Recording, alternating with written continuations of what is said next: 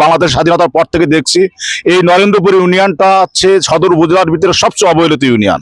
Drugs যে বিভিন্ন নেশাদ্রব্য গ্রহণ করে কিছু অন্ধকার জগতের কিছু লোক আছে। সারের দোকানে গেলে বলে ভাই সার নাই, ডিলার সাহেব দেয়নি, ডিলার সাহেবকে বলে চিনি আমি সার দিয়ে দিছি। পুরোটা সত্য নয়, তারপরেও বলি সার না পেয়ে ধান হয়নি এমন কোনো রিপোর্ট আমাদের কাছে নাই। আসলে ওনার কথার কোনো প্রমাণ পাই না। আসলে আমরা দোকানে যাচ্ছি, সার নাই। আমাদের এই লাইন দিয়ে যখন ঢাকা ট্রেন যাতায়াত করে তখন আমরা দেখে শুধু কষ্ট পাই। তা সত্যি একটা দুঃখের বিষয় যে এখানে ঢাকা ট্রেন থামে না। গার্জিয়ানরা এত অবুঝ যে 12-14 বছর তাদের বাচ্চাদের বিয়ে দিয়ে দেয়। আমাদের বর্জ্য ব্যবস্থাপনাটা খুবই করুন। আমাদের বজ্র ব্যবস্থাপনার যে নিজস্ব একটা জায়গা এটা নাই। আমাদের এলাকাতে কমিউনিটি ক্লিনিকগুলো আছে প্রত্যেকটা গ্রামে, কিন্তু ওষুধ পাওয়া যায় না, মানুষ সেবা পায় না।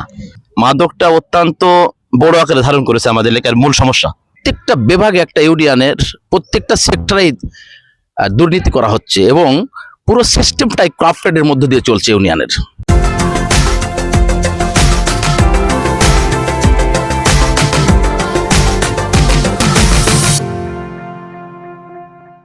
সুপ্রিয় সুধী, এই জনপদ থেকে আপনাদেরকে স্বাগত জানাচ্ছি। আমি এস এম আরিফ।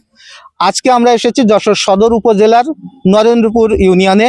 আমরা এখন অবস্থান করছি রূপদিয়া ওয়েলফেয়ার একাডেমি স্কুল মাঠে। আমাদের সাথে উপস্থিত হয়েছেন এই এলাকার বিশিষ্ট কিছু মানুষ যারা এই এলাকাকে নিয়ে ভাবেন, এই এলাকার উন্নয়নের জন্য যারা নিবেদিত প্রাণ। আমরা তাদের সাথে কথা বলবো যে নরেন্দ্রপুর ইউনিয়নের সমস্যার সমাধানের উপায় এবং কি কি সম্ভাবনা আছে সেই সব বিষয় নিয়ে আমরা তাদের কাছে যাব।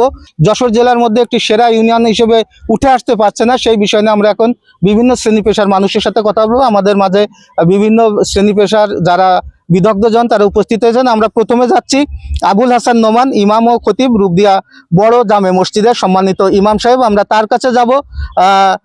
ইমাম সাহেব, আপনি যদি আমাদের একটু সংক্ষিপ্ত আকারে বলতেন যে এই নরেন্দ্রপুরের ইউনিয়নের উন্নতির ক্ষেত্রে বা মানব সম্পদ গঠনের ক্ষেত্রে কি প্রতিবন্ধকতা আপনার দৃষ্টিতে পরিলক্ষিত হয়, সেই বিষয়ে যদি আপনি একটু বলতেন।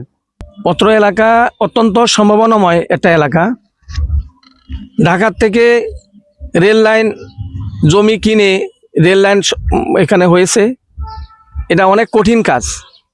তো যোগাযোগের ক্ষেত্রে রূপদিয়া অত্যন্তটা একটা উল্লেখযোগ্য একটা জায়গা।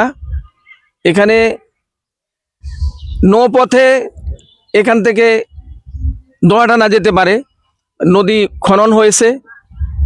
তো রেলপথ, সড়ক পথ আর নৌপথ এগুলো কাজে লাগালে, এবং এই এলাকাটা অনেক শিক্ষা প্রতিষ্ঠান রয়েছে। তো এখানে যদি সব ক্ষেত্রের মানুষ যদি নৈতিক শিক্ষা শিক্ষিত হয় এবং সেভাবে আল্লাহর কাছে জবাবদিহির চেতনা নিয়ে তারা যদি এগিয়ে যায়, তা আমার মনে হয় আল্লাহর রহম এখান মানুষের চেষ্টার সাথে মানে আকর্ষণ হবে এবং তখনই মানুষ এখানে সমৃদ্ধির সম্ভাবনা কাজে লাগাতে পারবে, এটাই আমার মনে হয়। মানে আপনার দৃষ্টিতে যদি আপনারা বলা হয় যে নরেন্দ্রপুর ইউনিয়নের অন্যতম একটি সমস্যার কথা বলেন, আপনি কোনটার কথা বলবেন? আমি বলবো যারা ড্রাগস যে বিভিন্ন নেশাদ্রব্য গ্রহণ করে এবং কিছু অন্ধকার জগতের কিছু লোক আছে, এরাই এই এলাকার মূলত। এদেরকে যদি নৈতিক শিক্ষা আর সমৃদ্ধ করা যায় এবং আমরা যদি সবাই মিলে চেষ্টা করি, মানে প্রাতিষ্ঠানিক অপ্রাতিষ্ঠানিক সবাইভাবে আমরা চেষ্টা যদি করি, আমরা এখানে আগাতে পারবো ইনশাল্লাহ, এটা আমি মনে করি। ধন্যবাদ আপনাকে। আপনার কাছে আমরা পরবর্তীতে আবার আসবো। এখন আমরা যাচ্ছি বদিউজ্জামান খান শিমুল, যিনি ব্যবসায়ী এবং কৃষক প্রতিনিধি হিসেবে এখানে উপস্থিত রয়েছেন। কৃষকদের বিভিন্ন সমস্যা নিয়ে তিনি বলতে চান। আমরা অনুরোধ করছি যে বদিউজ্জামান খান শিমুল ভাই, আপনি যদি নরেন্দ্রপুর ইউনিয়নের কৃষি সম্ভাবনা এবং কৃষকদের কি কি সমস্যা আপনার দৃষ্টিতে পরিলক্ষিত হয়েছে সেই বিষয়ে যদি একটু বলতেন। আসলে আমাদের দরকার একটা কৃষক বান্ধব সরকার, কৃষক বান্ধব দেশ। কৃষির উপর নির্ভর করে আমরা পুরো দেশটাকে বদলে দিতে পারি, কিন্তু কৃষক এত অবহেলায় থাকে যে কৃষক সাধারণত তাদের পণ্য লাগে সার, তেল, ডিজেল, বিভিন্ন ধরনের পণ্য লাগে। একজন কৃষক তার ন্যায্য মূল্যের সার পায় না। সারের দোকানে গেলে বলে ভাই সার নাই, ডিলার সাহেব দেয়নি, ডিলার সাহেবকে বলে চিনি আমি সার দিয়ে দিছি। একজন ডিলারের কাছে সব ধরনের সার পাওয়া যায় না, কিন্তু একজন দোকানদারের কাছে সব ধরনের সার পাওয়া যায়। কিন্তু সারের যখন আমি না পাচ্ছি, তখন আমি এর বাইরের থেকে সার কিনতে গেলে আমার দামটা তখন অনেক হয়ে যাচ্ছে। যে মূল্যে আমি ডিলারের কাছ থেকে সার নিতাম, সেই মূল্যে আমি যখন ডিলারের কাছে সার পাই না, তখন আমার বাইরের থেকে সার কিনতে গেলে চড়া দামে কিনতে হয়। এতে আমাদের পণ্যের দাম পড়ে যায় বেশি, এবং বাজারে এসে আমরা যে পণ্যটা বিক্রয় করি তার ন্যায্য মূল্য পাই না। আমাদের পাশে একটা গোডাউন আছে, সেখানে ধান নেয়, কিন্তু আসলে আমরা যারা তৃণমূল পর্যায়ের কৃষক, তারা সেখানে ধান দিতে পারি না। একটা মধ্যস্বত্বভোগী এসে সেখানে দখল করে থাকে, আর কৃষক সেখানে কোনো মূল্যায়ন পায় না। কৃষকের যে কত প্রকার সমস্যা, একজন কৃষক তার 17-18 প্রকার সার লাগে একটা পণ্য তৈরি করতে গেলে, কিন্তু আমরা সেই সার এক এক দোকানে এক এক রকম দাম, এক এক দোকানে এক এক রকম দাম, এর কোনো নিয়ম নেই। ভেজাল সার, ভালো সার কোনটা যে কৃষক চিনবে তারও কোনো উপায় নেই। কৃষকের মানে সার্বিকভাবে অনেক সমস্যা। এই সমস্যাগুলো আমি মনে করি দেশের আগামীতে যারাই ক্ষমতায় আসবে তারা যেন কৃষক বান্ধব হয়ে আসে, আমার কাছে এইটা প্রত্যাশা। ধন্যবাদ শিমুল ভাই। আমরা এখন উনি কৃষি নিয়ে কথা বলছিলেন এবং সার, বীজ এবং কীটনাশক এই ইস্যুগুলো নিয়ে, যে সার ডিলারের কথা যেটা বলছিলেন, আমাদের মাঝে উপস্থিত আছেন যে বিসিআইসির একজন সম্মানিত সার ডিলার, এই ইউনিয়নের যিনি ডিলার হিসেবে দীর্ঘদিন ধরে কাজ করছেন, জনাব ফারুক হোসেন। আমরা ফারুক ভাইয়ের কাছে জানতে চাইবো যে আমাদের শিমুল ভাই যেটা বলছিলেন সার নিয়ে যে সংকট কৃষকদের, সেই বিষয়ে আপনি ডিলার হিসেবে আপনি কি বলবেন? ধন্যবাদ গ্রামের কাগজকে। পুরোটা সত্য নয়, তারপরেও বলি আমাদেরকে 4 রকমের সার দেওয়া হয়: টিএসপি, ডিএপি, এমওপি ও ইউরিয়া। এর বাইরে যতগুলো সার আছে সব বাইরের থেকে কৃষকের কিনা লাগে। আমার জানা মতে 30 বছর এই বিসিআইসি সার ডিলারশিপের বয়সের ভিতরে কোনো রকমের কোনো কৃষক সার না পেয়ে ধান হয়নি এমন কোনো রিপোর্ট আমাদের কাছে নাই। আমি শুক্রবারও সার ডেলিভারি দিই, সবসময় সার ডেলিভারি দিই, আমার দোকান সবসময় খোলা থাকে। আমি 9টা পয়েন্টে সার দিয়ে দিই, 9 ওয়ার্ডে সার দিয়ে দিই। আবার ব্যক্তিগতভাবে 50% সার আমি কৃষকদের সরাসরি বিতরণ করি। আমার এখানে আজ পর্যন্ত কোনো কমপ্লেন নাই। শিমুল ভাই, আপনার কি কোনো সম্পর্ক প্রশ্ন আছে কিনা? ভাই যে বক্তব্য দিলেন যে সারের কোনো প্রবলেম নেই এবং ওনাদের বিতরণ নিয়েও কোনো ডিস্ট্রিবিউশন চ্যানেল নিয়েও তার কোনো, আসলে উনি যে কথাটা বলতেছে ওনার দিক থেকে ওনার কথাটা সঠিক, কিন্তু আমরা তৃণমূল পর্যায়ে যখন মার্কেটে যাই, আসলে ওনার কথার কোনো প্রমাণ পাই না। আসলে আমরা দোকানে যাচ্ছি, সার নাই।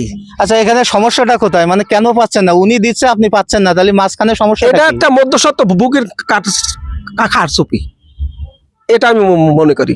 ধন্যবাদ। আপনার কাছে আমরা আবার আসবো। আমাদের এই পর্যায়ে আল ইমরান হোসেন ভাইয়ের কাছে আমরা যাব। আপনারা সুধী দর্শক মণ্ডলী, আপনারা জানেন যে পদ্মা রেল সেতু প্রকল্প চালু হওয়ার পরে ভাঙা এবং যশোরের যে রেল সড়ক হয়েছে, সেই সংযোগ প্রকল্পের রূপদিয়ায় যে স্টেশন হয়েছে, আমরা যশোরবাসী মানে অনেক দিনের দীর্ঘদিনের প্রত্যাশা ছিল যে এই অঞ্চলের মানুষ রেলপথে ঢাকা যাবে পদ্মা সেতু হয়ে। তো সেই ক্ষেত্রে পদ্মা সেতু হয়ে যে রেল প্রজেক্টটি চালু হয়েছে, তার সুফল আসলে কতটা এই নরেন্দ্রপুরবাসী কিংবা যশোরবাসী পাচ্ছে, সেটা আমরা জানতে চাইবো আল ইমরান ভাইয়ের কাছে। আপনি যদি একটু বলতেন। আমাদের এই রেল স্টেশনের আশেপাশে প্রায় 1 থেকে 150 দোকান ছিল। সেই দোকানগুলো উচ্ছেদ করে আমরা এখানে একটা দৃষ্টিনন্দন রেল স্টেশন নির্মাণ করেছি বিগত কিছুদিন আগে। কিন্তু দুঃখের বিষয়, আমাদের এখানে কোনো ট্রেন থামে না, শুধুমাত্র একটা ট্রেন দুপুর 1টার সময় থামে। এই ট্রেনে আমাদের স্থানীয় লোকের খুব একটা উপকার হয় না। আর আমাদের এই লাইন দিয়ে যখন ঢাকা ট্রেন যাতায়াত করে, তখন আমরা দেখে শুধু কষ্ট পাই। তা সত্যি একটা দুঃখের বিষয় যে এখানে ঢাকা ট্রেন থামে না, অন্য আরও অনেকগুলো ট্রেন যায় কিন্তু থামে না। আমি আশা করব সামনে আমাদের এই যশোর সদর 3-এ যেনারা জনপ্রতিনিধি হবেন, তাদের দৃষ্টি যেন এই ট্রেনগুলো যথাযথভাবে রূপদিয়ায় থামে এবং এখানকার যাত্রীরা যাতে সুফল ভোগ করতে পারে, বিশেষ করে ঢাকায় যাতে যাতায়াত করতে পারে, এর জন্য আমি তাদের কাছে দৃষ্টি আকর্ষণ করছি। আর এর সাথে সাথে আমি অন্য একটা প্রসঙ্গ বলতে চাই। আমাদের রূপদিয়া বাজারে অনেক লোকের বসবাস, বাইরের থেকে অনেক লোক এখানে থাকে, কিন্তু আমাদের এখানে যদি সরকারি একটা গোরস্থান হতো তাহলে অনেক যারা ভূমিহীন বা ছিন্নমূল তাদের একটা মানে সুন্দর একটা ব্যবস্থা হতো, একটা বড় বাজার, পৌরসভার মতো এরিয়া। তা এই গ্রামের কাগজের প্রতিনিধির মাধ্যমে আমি সবার দৃষ্টি আকর্ষণ করছি, এখানে অনেক সরকারি খাস জমি আছে, সেই জমিগুলো যদি একটা একভুক্ত করে একটা মানে ওই সরকারি গোরস্থান নির্মাণ করা যায়, এই আহ্বান আমি রাখছি। ধন্যবাদ শিমুল ভাইকে। উনি বলছিলেন যে রূপদিয়ায় যে রেল স্টেশন হয়েছে সেখানে এই এলাকার বা যশোরবাসীর যে প্রত্যাশা সেটা কাঙ্ক্ষিত নয়, তাদের আরও অনেক বেশি প্রত্যাশা ছিল। সেই প্রত্যাশাগুলো যারা আগামীতে জনপ্রতিনিধি হিসাবে আসবেন তাদের মাধ্যমে পূরণ হবে, এটা তার দাবি। সেই সাথে উনি গোরস্থানের কথা বলছিলেন। সম্মানিত সুধী দর্শক মণ্ডলী, আমরা এখন যাব জাহিদা খাতুন, তিনি সাবেক প্রধান শিক্ষক, রূপদিয়া শহীদ স্মৃতি বালিকা বিদ্যালয়ের। দীর্ঘদিন ধরে উনি শিক্ষকতা করছেন এবং এই নারী শিক্ষার ক্ষেত্রে উনি এই অঞ্চলের অগ্রদূত। আমরা তার কাছে জানতে চাইবো যে নরেন্দ্রপুরের শিক্ষার অবস্থা কি, বিশেষ করে নারী শিক্ষার ক্ষেত্রে আপনি কি দৃষ্টিতে দেখছেন নরেন্দ্রপুরের অবস্থান? ধন্যবাদ। নারী শিক্ষা, একটা জাতি তখনই শিক্ষিত হবে যখন নারীরা সুশিক্ষা পাবে। কিন্তু আমরা সেই বিষয়ে আমরা অনেক চেষ্টা করেছি, এখন চেষ্টা করে যে পর্যায়ে শেষ পর্যন্ত পৌঁছেছি, এখান থেকে আমার যত নৈতিকতা শিক্ষা বা স্কুলে যে সহমর্মিতা শিক্ষা এসব হয় না, যার জন্য আমরা অনেক নিচে চলে যাচ্ছি। মানে এর জন্য হয় না কেন, মানে আপনি মানে সমস্যা কি? সমস্যা, একে তো গার্জিয়ানরা মানে ইললিটারেট, তারা সেরকম সহযোগিতা করেন না এবং বাড়ির থেকে তারা আসে যেভাবে। আর আমার মনে হয় যে টিচাররাও তেমন তাদের শিখাতে পারেন না, যার জন্য তারা শিখতে পারছে না। আর 2 নাম্বার আরেকটা হলো, এখন তো অভিভাবকরা তাদের বাচ্চাদের শেখানোর জন্য তো স্কুলেই দেয়। হ্যাঁ, সেই ক্ষেত্রে যদি তারা না শেখে তাহলে এই ব্যর্থতা কি তাহলে অভিভাবকদের না শিক্ষকদের? না, শুধু শিক্ষকদের দিলে হবে না, অভিভাবকদেরও থাকা উচিত সেটা। কারণ অভিভাবকরা প্রথম শিক্ষা দেবে আর তারপরে স্কুল শিক্ষা দেবে। অভিভাবক যদি টিচার যদি তাকে একটু মানে শাসন করেন, সে ব্যাপারে যদি অভিভাবক তখন এসে টিচারকে শাসন করেন, তাহলে তো নিশ্চয়ই এই শিক্ষাটা উপযুক্ত হবে না বলে আমি মনে করি। আর 2 নাম্বার কথা হলো, আমার যতগুলো বাচ্চা আছে এই বাচ্চাগুলো আমি একটা কেজি স্কুল করেছি পাশে, তাদের সুশিক্ষা দেওয়ার জন্য, তাদের মানে সমসাময়িক শিক্ষায় তারা যাতে শিক্ষিত হতে পারে সেই চেষ্টা করেছি। যারা যথাসম্ভব চেষ্টা করেছে বা উইনার হয়েছে, আমি এখন তাদের মোট কথা গ্রামের গার্জিয়ানরা এত ইললিটারেট, এত তারা অবুঝ যে 12-14 বছর তাদের বাচ্চাদের বিয়ে দিয়ে দেয়। এ বিষয়ে আমি অনেক জায়গায় গিয়েছি এবং যে সেই বিয়ে বন্ধ করার জন্য কাউন্সিলীয় রিপোর্ট দিয়েছি। তা কাউন্সিল থেকে তখন লোক পাঠিয়ে দিয়ে, পুলিশ পাঠিয়ে দিয়ে, পাঠিয়ে দেয়, তখন তারা যে বন্ধ করে দেয়। কিন্তু তারা আবার মামা বাড়ি চলে নানা বাড়ি, খালু বাড়ি এসব তারা বিয়ে টিয়ে করে। মানে এই যে বাল্য বিয়েগুলো হচ্ছে, মানে এর কারণ কি মনে করেন আপনি? এদের হলো হয়তো একটা মেয়ে সুন্দর, লেখাপড়ায় ভালো, তার পিছনে কিছু বকাটে লেগে গেল, তখন বাবা মারা ঠিক করে ভাবে যে এটা বিয়ে দিয়ে দিলেই সামাজিক নিরাপত্তার অভাব। হ্যাঁ, সামাজিক নিরাপত্তার অভাব এবং অশিক্ষা কুশিক্ষা এত মানে এখানে বেড়ে গেছে যে এইগুলো তারা রোধ করতে পারে না। ধন্যবাদ আপা, আপনার কাছে আমরা আবার আসবো। আমরা আবার ফিরে আসছি মোহাম্মদ ফারুক হোসেন ভাইয়ের কাছে, যিনি একজন ব্যবসায়ী এবং এই এলাকার একজন বিশিষ্ট সমাজসেবক।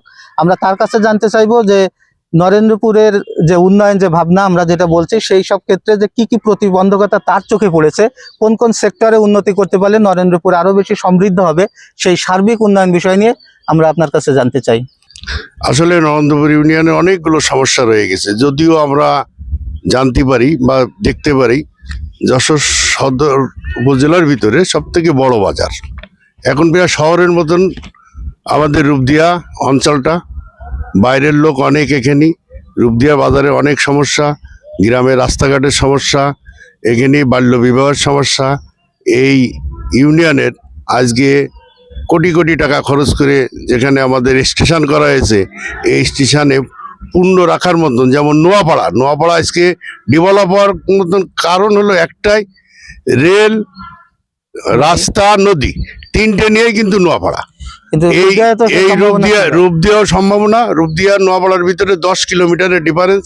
10 কিলোমিটার নদী খনন হইলে 10 কিলোমিটার এর থেকে রেল যদি আমাদের যোগাযোগ ব্যবস্থা, পূর্ণ আমদানি রপ্তানিটা যদি আমাদের রেলের ব্যবস্থা করা হয়, সব থেকে আমরা উপকৃত হব। মানে আমি আপনার কাছে আমাদের- একটু সম্পূরক জানতে চাই যে Thank you. আমরা জানি যে ভৈরব নদ খনন করা হয়েছে এবং অনেক বড় বাজেটের একটি বরাদ্দ সেখানে ছিল, এবং সেখানে সরকারের লক্ষ্যই ছিল যে একেবারে যশোর থেকে নোয়াপাড়া পর্যন্ত নদীপথে যাতে মানুষ যাতায়াত করতে পারে, পণ্য পরিবহন করতে পারে, সেই ব্যবস্থা করার জন্য কিন্তু ভৈরব নদ খনন করা হয়েছিল। এর সুফলকে আপনারা পেয়েছেন কিনা? ধন্যবাদ। না, এটা আমরা পাই নাই। এই যে নদী খনন, এটা জিয়াউর রহমানের প্রকল্প ছিল, সেটা আদর্শতা ছিল। এখন আদর্শতা নাই। নদী খননটা হয়েছে একেবারে দুর্নীতিগ্রস্ত নদী খনন, যেখানে সেই আগের মতনই পড়ে আছে। আমরা নদী খননের বরাদ্দ শুনেছি, আমরা নদী খনন শুরু হলে আমরা একটা আশা নিয়েছিলাম যে আমরা মনে হয় নদী পথে পণ্য আমদানি রপ্তানি করতে পারবো, যশোরে যেতে পারবো, বিভিন্ন জায়গায় আমাদের পণ্য আমদানির ক্ষেত্রে অনেক সাশ্রয় হবে। সাধারণ মানুষের জন্য নদীপথ একটা বিশাল বড় সাশ্রয়ের জায়গা, কিন্তু আমরা তা পাইনি। নদী খনন হয়নি বললেই চলে। যৎসামান্য সেখানে আমাদের আপ ডাউন হয় না, পানি জোয়ার ভাটা আসে না। ধন্যবাদ ফারুক ভাইকে, আমরা তার কাছে পরবর্তীতে আবার আসবো। এখন আমরা যাচ্ছি রূপদিয়া বণিক যে সমিতি, বাজার বণিক সমিতি আছে, তার সম্মানিত সভাপতি ইকবাল হোসেন মোল্লা। আমরা ইকবাল ভাইয়ের কাছে জানতে চাইবো যে ভাই যেটা বলছিলেন যে নোয়াপাড়া রূপদিয়া প্রায় একই রকম সম্ভাবনার ক্ষেত্র, রেলপথ, সড়কপথ, নদীপথ সবগুলো থাকার পরেও নোয়াপাড়া যেভাবে ডেভেলপ করেছে রূপদিয়া করেনি। তো আপনি বণিক সমিতির সভাপতি হিসেবে, ব্যবসায়িক সংগঠনের প্রধান হিসেবে আপনি ব্যবসায়ের ক্ষেত্রে কি কি প্রতিবন্ধকতা আছে, কোন সম্ভাবনার জায়গাগুলো আছে, কি করলে আপনারা, ভাই যেটা বলছিলেন যে রূপদিয়াও নোয়াপাড়ার মতো হতে পারে, সেই বিষয়ে যদি আপনি একটু আমাদেরকে বলতেন। ধন্যবাদ গ্রামের কাগজকে। আসলে রূপদিয়া বাজার একটা ঐতিহ্যবাহী বাজার। এখানে ব্যবসায়ী অনেক সম্ভাবনা একসময় ছিল, অনেক ব্যবসাও করেছে। একসময় এখান থেকে স্টেশনের মাধ্যমে কলকাতায় যে এখানকার লোক ব্যবসা বাণিজ্য করেছে। আমাদের এই নদী সচল ছিল, এখানে নদী ঘাটও ছিল, কিন্তু নদী সচল নাই বলে আজকে ব্যবসা, আমাদের নদীপথে কোনো ব্যবসা নাই। আমাদের অনেক আশা ছিল রেলপথের মাধ্যমে যারা ব্যবসায়ীরা আছে দ্রুত ঢাকায় যে পণ্য আনা নেওয়ার মাধ্যমে ব্যবসাটা সচল করবে এবং সমৃদ্ধ করবে, কিন্তু আমাদের এখানে সেই রেল লাইনটা দীর্ঘদিন আমরা আন্দোলন করেছি ঢাকার ট্রেনের জন্য, এখন আমরা পাই না। আমাদের আশ্বস্ত করেছে এটা দেবে। আর নদীপথের ব্যাপারটা বললাম, নদী সচল নাই। ফারুক ভাই যেটা বলছিল যে অনেক টাকা বরাদ্দ, কিন্তু এখানে সেই নদীর যে গভীরতা সেটা নাই। এই জন্য নাব্যতা ফেরানোর জন্য নাব্যতা- যে খনন করার কথা ছিল জি। সেভাবে কি হয়নি মনে করেন আপনারা? অবশ্যই নাব্যতার হয়নি। এবং এখানে নদীর পরে যে ব্রিজগুলো করেছে অনেক নিচু, এখান থেকে এই নিচু জায়গা দিয়ে কোনো একটা নদীপথের যে পণ্য আনানোর জন্য যে কার্গো বা বড় বড় নৌকা এগুলো আসতে পারবে না। এই জন্য আমরা মনে করি নদীটা শাসন করতে গেলে নতুন করে ব্রিজগুলো আবার ভাঙ্গে নতুন করে ব্রিজ করতে হবে, এবং নদী আর একটু খনন করলে অবশ্যই এখানে নোয়াপাড়ার মতন ব্যবসা বাণিজ্য চালু হতে পারবে। মানে নদীপথ বাদে বর্তমান যে অবস্থায় আছে রূপদিয়া বাজার বণিক সমিতি বা যে ব্যবসা প্রতিষ্ঠানগুলো, সেখানে কোনো সমস্যা আছে কিনা? অবশ্যই সমস্যা আছে। আমাদের বর্জ্য ব্যবস্থাপনাটা খুবই করুণ। আমাদের বজ্র ব্যবস্থাপনার যে নিজস্ব একটা জায়গা এটা নাই। আমরা রূপদিয়া বাজার তফসিল অফিসে বলেছি, ইউনিয়ন কাউন্সিলে বলেছি যে আমাদের একটা খাস জমি দেন, আমরা সেখানে বর্জ্যগুলো রাখবো, এবং এখান থেকে একটা ট্রাকের মাধ্যমে যশোর যে বর্জ্য রাখার যে একটা জায়গা আছে আমরা সেখানে রেখে আসব। কিন্তু এই জায়গাটা আজও পর্যন্ত আমাদের কেউ ব্যবস্থা করে দেয়নি। দেখেন রূপদিয়ার বাজারে যত্র যেখানে যেখানে বজ্র রাখা হচ্ছে, এটা পরিবেশের জন্য খুবই খারাপ, এবং ব্যবসার পরিবেশটা এটা নষ্ট হচ্ছে। তারপর আর একটা সমস্যা, আমাদের যে ঐতিহ্যবাহী একটা হাট ছিল গরুহাট, এই হাটটা নিজস্ব কোনো জায়গা নাই। আজকে রূপদিয়া বাজারে আশেপাশে অনেক সরকারি জায়গা রয়েছে, অনেকেই ব্যক্তি স্বার্থ হাসিল করার জন্য জায়গাগুলো ব্যবহার করতেছে, লিজের মাধ্যমে করতেছে। সরকার ইচ্ছে করলে এই লিজ ক্যান্সেল করে এই জায়গাগুলো গরুহাটের জন্য বরাদ্দ দিতে পারে। এতে রূপদিয়া বাজার তার ঐতিহ্য ফিরে পাবে এবং বাজার সমৃদ্ধ হবে আমি মনে করি। ধন্যবাদ। আমরা জানি যে যেখানে ব্যবসা বাণিজ্য সম্পর্কিত থাকে সেই জায়গায় চাঁদাবাজি বা নানা ধরনের সমস্যাগুলো থাকে। পণ্য পরিবহনের ক্ষেত্রেও আমরা অভিযোগ শুনি যে হাইওয়ে পুলিশের অনেক সময় ট্রাক প্রতি বা বিভিন্ন ব্যবসায়ীদের কাছ থেকে অসাধু উপায় অবলম্বন করার। এই রূপদিয়ার বাজারে এরকম কোনো প্রবলেম আছে কি না যদি বলতেন। আসলে এটা আমাদের দীর্ঘদিন ধরে ছিল। আমরা একসময় কিছুদিন আগে একটা ভীতির অবস্থায় ছিলাম। পুলিশ যে এত আমাদের এই ব্যবসায়ীদের হয়রান করেছে, একটা ভালো ব্যবসায়ী সে ভালো মতন ব্যবসা করতে পারতো না। পুলিশ বিভিন্ন সময় বিভিন্ন রকম হয়রানি করে তাদের কাছ থেকে টাকা নিত। মানে এখন কি পাচ্ছেন? এখন না, এখন মানুষ আমি মনে করি অনেক ভালো আছে, ব্যবসায়ীরা ভালো আছে। আমি মনে করি এখন কোনো কমপ্লেন নাই। কমপ্লেন হয়তো আমরাই জানতাম। ধন্যবাদ আপনাকে। আমরা আপনার কাছে আবার আসবো। এই পর্যায়ে আমরা যাচ্ছি মোহাম্মদ আশরাফুল ইসলাম, উনি আল হিকমা আইডিয়াল মাদ্রাসার পরিচালক। নরেন্দ্রপুরের সামাজিক যে শৃঙ্খলা বা সামাজিক যে পরিবেশ পরিস্থিতি, সে বিষয়ে কোনো সমস্যা বা কোনো প্রতিবন্ধকতা আপনার দৃষ্টিতে আছে কিনা, বা আপনি নরেন্দ্রপুর ইউনিয়নের কোন কোন সমস্যাগুলো আপনার চোখে পড়ে সেগুলো যদি আমাদেরকে একটু বলতেন। ধন্যবাদ আমার প্রিয় ভাইকে। আমার সামনে যে সমস্যাগুলো দেখা পড়ে তার প্রধান সমস্যা হলো কোনো জাতি বা কোনো এলাকাকে যদি উন্নত করতে হয়, ওই এলাকার শিক্ষা ব্যবস্থাকে উন্নত করতে হয়। আমাদের এলাকায় শিক্ষা ব্যবস্থা বা শিক্ষা প্রতিষ্ঠান আছে, স্কুল কলেজ মাদ্রাসা সবই আছে, কিন্তু তার যে নির্দিষ্ট যে পণ্যগুলো অর্থাৎ ল্যাব, আধুনিক শিক্ষা শিক্ষিত করার জন্য যে সরঞ্জামগুলো, এগুলো নাই। আমি দাবি করব যে আগামী যেহেতু নির্বাচনে যারা প্রতিনিধি হবেন এদিকে খেয়াল রাখবেন এবং ভবনের দিকে খেয়াল রাখবেন। পাশাপাশি আমি স্বাস্থ্য খাতের দিকে একটু যাব। আমাদের এলাকাতে কমিউনিটি ক্লিনিকগুলো আছে প্রত্যেকটা গ্রামে, কিন্তু ওষুধ পাওয়া যায় না, মানুষ সেবা পায় না। নাম কেউ আসতে একজন আছে, কিন্তু তিনি প্রকৃত ডাক্তার না, সেখানে ডাক্তারের ব্যবস্থা নাই। মানে যিনি ডাক্তার সাহেব হিসেবে থাকার কথা উনি কি আসেন? যে উনি আসে না নিয়মিত। আর যদিও আসে, তা যদি জনগণ যায় তা বলে যে এখানে ওষুধ নাই, বিভিন্ন অজুহাতে চিকিৎসা থেকে মানুষ বঞ্চিত হয় আর কি। তা আমার দাবি যে এইগুলো একটু খেয়াল রাখবেন আগামীতে যিনি জনপ্রতিনিধি হবেন। আর এলাকায় আমাদের রূপদিয়াটা বললে রূপ রহস্যে আল্লাহ প্রদত্ত, এটা দেখলে বোঝা যায়, কিন্তু আসলে সুষ্ঠু নিয়ম শৃঙ্খলা না থাকার কারণে এটা আসলে আমাদের এলাকার লোক অনেকটা ঝুঁকির মধ্যে রয়েছে। বিশেষ করে মাদকটা অত্যন্ত বড় আকারে ধারণ করেছে আমাদের এলাকার মূল সমস্যা। আপনি রেল স্টেশনটা বলেন বা স্কুল কলেজের যে মাঠগুলো, এগুলো ব্যবহার করে এই মাদকাসক্ত ব্যক্তিরা, যার কারণে মেয়েরা বা সামাজিক মানুষ নিরাপত্তা বোধ করে না আর কি। এই আমার দাবি যে যিনি জনপ্রতিনিধি হবেন আমাদের এই সামাজিক নিরাপত্তাটা যেন নিশ্চিত করেন তিনি। ধন্যবাদ। আমরা আপনার কাছে পরবর্তীতে আবার আসবো। আমরা এখন যাচ্ছি জনাব মইজউদ্দিন, উনি একজন বিশিষ্ট শিক্ষক এবং সমাজসেবক। আমরা তার কাছে জানতে চাইবো যে কোনো উন্নয়নের প্রতিবন্ধকতা আসলে দুর্নীতি। যেহেতু ফারুক ভাই ভৈরব নদ খননের কথা বলছিলেন, সেখানে উনার অভিযোগ যে সঠিকভাবে কাজ হয়নি, বা আমরা বিভিন্ন সময় দেখি সরকারের যেসব উন্নয়ন বরাদ্দ বা যেগুলো আসে এলাকায় বা বিভিন্ন ইউনিয়নে স্থানীয় সরকারের মাধ্যমে বা বিভিন্ন মাধ্যমে, সেইগুলো আসলে অনেক ক্ষেত্রে সুষ্ঠু ব্যবহার হয় না। তো নরেন্দ্রপুরের অবস্থা কি, যে স্থানীয় সরকার থেকে বা সরকারিভাবে যে বরাদ্দগুলো ছিল সেই সব ক্ষেত্রগুলো কি সঠিকভাবে যথাযথ প্রক্রিয়ায় কি সাধারণ মানুষের সুফল পেয়েছে? অসংখ্য ধন্যবাদ। আমি সর্বপ্রথম জানাই যে আমরা যদি বাংলাদেশকে একটি দেহের সঙ্গে তুলনা করি, তাহলে সেই দেহ হৃৎপিণ্ড হলো একটা ইউনিয়ন পরিষদ।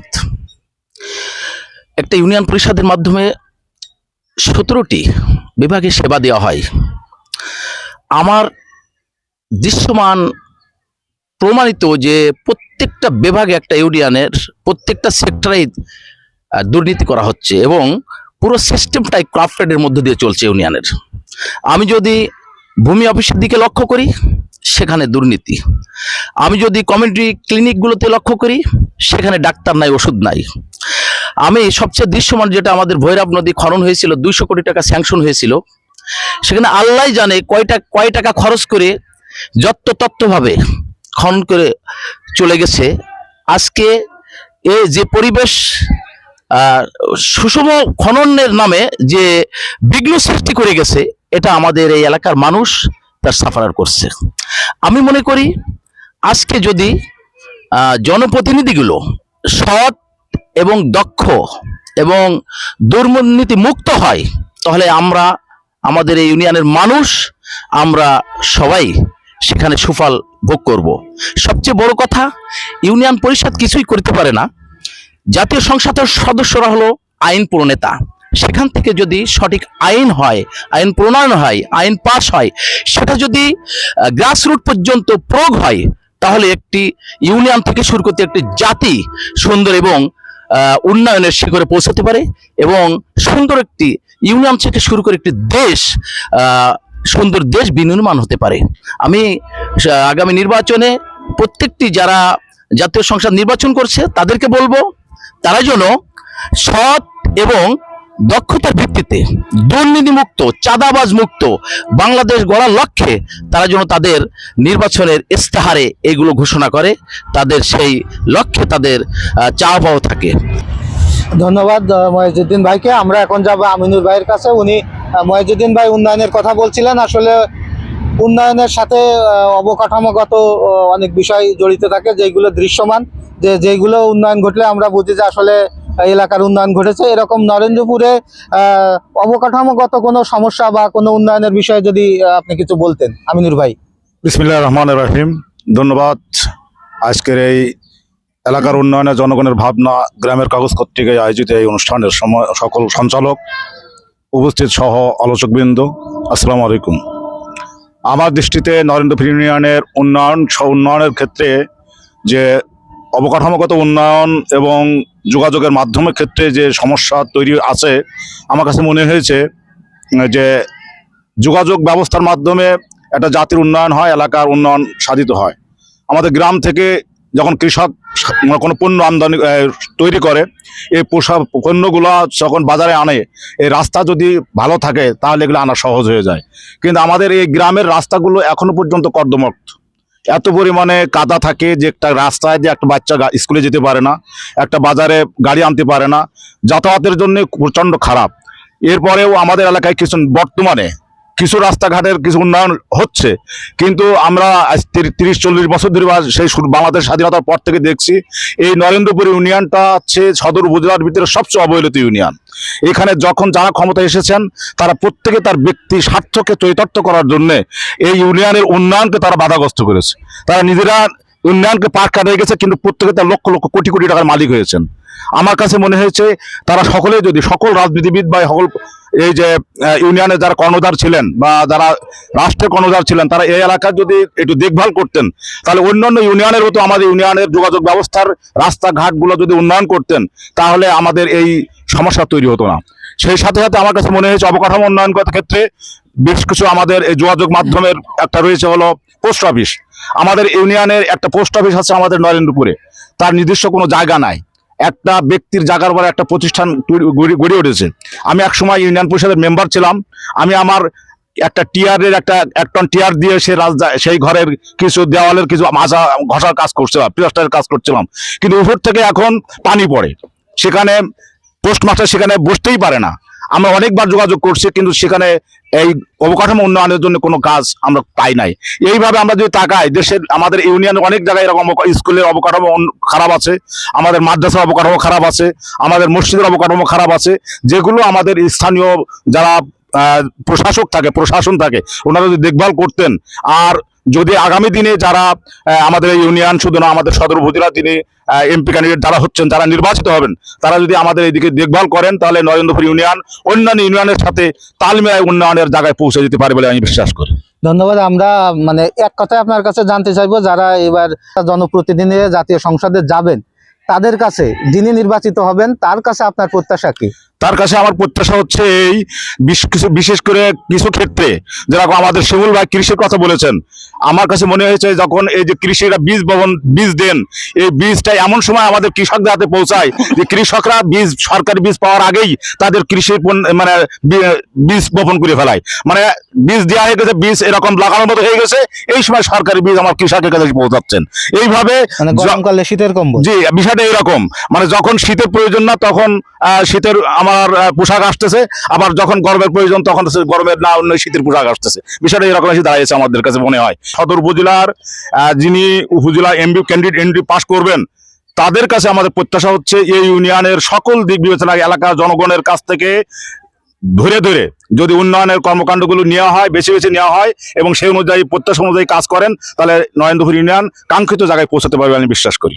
ধন্যবাদ। আমরা এখন যারা আমাদের এখানে উপস্থিত হয়েছেন তাদের প্রতি কৃতজ্ঞতা, এবং আমি সবার কাছে অনুরোধ করব যে আমরা আবার এই সিরিয়ালি ফিরে যাব এবং একটি করে দাবির কথা বলবো। নরেন্দ্রপুর ইউনিয়নের বিশেষ করে রূপদিয়া কলেজ থেকে, কলেজের পাশ থেকে যে রাস্তাটা চলে গেছে, এই রাস্তাটা সহ নরেন্দ্রপুর যে সমস্ত রাস্তাগুলো এখনো পাকা করানো হয়নি, সেই পিচগুলো করার জন্য আমি অনুরোধ করব। ধন্যবাদ। আমরা এখন জানতে চাইবো যে মহেশ ভাইয়ের একটি সুনির্দিষ্ট প্রত্যাশা, যিনি আমাদের জনপ্রতিনিধি হিসেবে আসবেন, তার কাছে। মহেশ ভাই। আমার প্রত্যাশা হলো বাংলাদেশ আগামী দিনে বিনির্মাণ করার ক্ষেত্রে আজকের যারা কিশোর, আজকে যারা শিশু আগামী দিনের ভবিষ্যৎ, এই শিশুরা ধ্বংস হয়ে যাচ্ছে মাদক আসক্ত হয়ে। এই ব্যাপারে আগামী দিনে যিনি নির্বাচিত হবে আমাদের যশোর সদর 3 থেকে, তিনি যাতে সংসদে মাদক বিরোধী আইন কঠোরভাবে পাশ করে এবং তার আইন যথাযথভাবে প্রয়োগ করে এটাকে কঠোর হাসতে একদম জিরো টলারেন্স করতে পারে, আমি মানে 1 নম্বর আমার দাবি এটাই থাকবে। ধন্যবাদ মহেশ ভাইকে। আমরা এবার যাবো আশরাফুল ভাইয়ের কাছে। আপনি একটি সুনির্দিষ্ট দাবির কথা বলুন। আমার প্রত্যাশা, আমাদের রূপদিয়ার নাম শুনলে গরুহাটখোলাটা আগে আসে। আমার প্রত্যাশা যে গরুহাটখোলা যেন স্থায়ীভাবে জমির উপরে একটা গরুহাটখোলা দেন তিনি, আমার এই দাবিটা থাকবে। আমরা এখন ইকবাল ভাইয়ের কাছে জানতে চাইবো তার দাবি বা তার প্রত্যাশাটা কি আমাদের আগামী জনপ্রতিনিধির কাছে। আমার প্রত্যাশা, আপনি একটা দাবির কথা বলেছেন, আমার তিনটে দাবি। সেটা হচ্ছে, এক, রূপদিয়া থেকে যেন আমরা খুব সহজে ঢাকায় যেতে পারি, সেই ট্রেনের একটা স্টপেজ চাই। 2 আছে বাজার বজ্র ব্যবস্থাপনার জন্য একটা নির্দিষ্ট জায়গা, গরুহাটের জন্য একটা নির্দিষ্ট জায়গা। আর রূপদিয়ার বাজারের যে মেন রোডটা, এই রোডটা একদম নষ্ট হয়ে গেছে। এটা হচ্ছে ঢালাই দিতে হবে আমাদের বাজার, মানে ঢালাই না দিলে এই বাজারের রাস্তা ভালো থাকে না, প্রায় সময় নষ্ট হয়ে যায়। এই বাজারটার জন্য ঢালাইয়ের রাস্তা করে দেয়, এটা আছে আমার দাবি। এই কটা আমার দাবি। ধন্যবাদ। আমরা ফারুক ভাইয়ের কাছে জানতে চাইবো যে সুনির্দিষ্ট করে একটি দাবির কথা বলবেন, যিনি আমাদের আগামী জনপ্রতিনিধি হবেন, তার কাছে আপনার কি প্রত্যাশা। আমার একটাই দাবি, রূপদিয়ায় 100 শয্যা বিশিষ্ট সরকারি হাসপাতাল স্থাপন করবে যেই জনপ্রতিনিধি আসুক সদর 3 আসনের। ধন্যবাদ। আমরা এখন জাহিদাপার কাছে যাব। আমরা ওনার কাছে এরকম সুনির্দিষ্ট দাবি বা প্রত্যাশার কথা জানতে চাই। হ্যাঁ, আমার দাবি, আমার স্কুল যেটা, সেটাই হলো মানে অবকাঠামো ঘাটতি আছে। এর জন্যে বাচ্চা কাচ্চারা বসতে পারে না বা তাদের যে জায়গায় স্থানান্তর করা সম্ভব হয় না। তাদের যেটুকু জায়গা আছে সেটুকু সংকুলান হয় না। এই জন্য আমি চাইবো যে আমার স্কুলে একটা বহুতল ভবন নির্মিত হোক। ধন্যবাদ। আমরা আল ইমরান ভাইয়ের কাছে যাব। রূপদিয়া বাজার কেন্দ্রিক একটা সরকারি গোরস্থান, আমি এর জোরালো আহ্বান জানাচ্ছি সামনে যারা জনপ্রতিনিধি হবেন তাদের কাছে। রূপদিয়া একটা সরকারি গোরস্থান, যাতে করে অনেক যারা ভূমিহীন, যাদের আসলে গোরস্থান নাই বা এলাকার অনেক লোক আছে, তাদের সম্মানের সাথে তাদের করা হয়, কবরস্থ করা যেতে পারে, এই আহ্বান জানাচ্ছি। বদিউজ্জামান খান শিমুল ভাই, আপনি যদি একটি নির্দিষ্ট আপনার প্রত্যাশার কথা বলতেন। আমার প্রত্যাশার কথা যে আগামীতে যে সরকার আসবে, যে এমপি হবেন, তার কাছে প্রত্যাশা আছে যে কৃষক বান্ধব যেন হয়। কৃষক বাঁচলে দেশ বাঁচবে, জাতি বাঁচবে। আমরা আন্দোলন করতে পারি না, আমরা সংগ্রাম করতে পারি না, আমাদের উপরে কোনো বরাদ্দ থাকে না, আমাদের কোনো উপায় নেই। এই জন্যই বলতেছি, আগামীতে যে এমপি হবেন তার কাছে একটাই প্রত্যাশা, সে যেন কৃষক বান্ধব হয়। ধন্যবাদ। আমরা আবুল হাসান নোমান ইমাম, সম্মানিত ইমাম সাহেব, তার কাছে নেব। তার প্রত্যাশা কি আগামীতে যিনি জনপ্রতিনিধি হবেন তার কাছে তার একটি চাওয়া, সেই চাওয়াটার কথা যদি বলতেন আমাদের। আমার দাবি হলো যে প্রাইমারি লেভেলে যাতে একজন নৈতিক শিক্ষক নিয়োগ হয়, এই দাবি আর কি। এই দাবির ব্যাপারে ওনার আন্তরিকতা, প্রচেষ্টা থাকবে। আমরা শেষের পর্যায়ে, কারো যদি কোনো সম্পূরক কোনো ধন্যবাদ। বক্তব্য বা কিছু থাকে আমরা আপনার কাছে যাচ্ছি। আমি আরেকটা দাবি অনুরোধ করে চেয়ে নিলাম। আসলে এই রূপদিয়া অঞ্চলটা অনেক 6টা ইউনিয়ন মিলে রূপদিয়া। এখানে কাঁচামাল, যেটা ওই যে সবজি সারা বাংলাদেশের সবজি রূপদিয়ার থেকে যায়। এটা পচনশীল। এই জায়গায় যদি 7 মাইল বাড়িনগরে একটা আছে কোল্ড স্টোর, সবজির কোল্ড স্টোর।